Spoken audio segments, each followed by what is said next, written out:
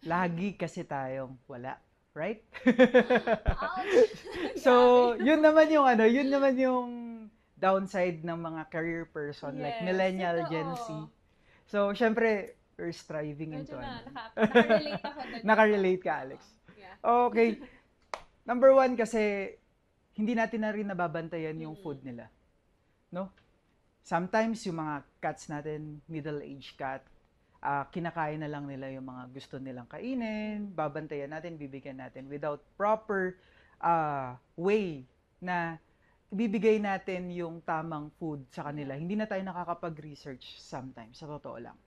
Hindi na rin tayo nakakapag-consult. So, Mm-mm. yung ibang mga food nila, compact with other hormones na nakakasira sa Mm-mm. kanilang thyroid. Okay. Another one, maaaring genetics ito. Ibig sabihin, maaaring yung parent ng cat mo or yung lolo or lola ng cat mo is merong hyperthyroidism. Tandaan natin, isa tong metabolic disease. Ano yung mga Okay. metabolic disease? Papapayatin niya yung pusa mo in the long run and magiging hyperactive siya. Kung mapapansin mo, mag-change siya ng behavior dati, Yeah. docile lang siya. Tapos Very very malambing, biglang biglang mag-zoomies. Yeah. magzuzoomies, biglang ano. So, pumapayat sila even kumakain. So, yun, Mm. magpa-check na.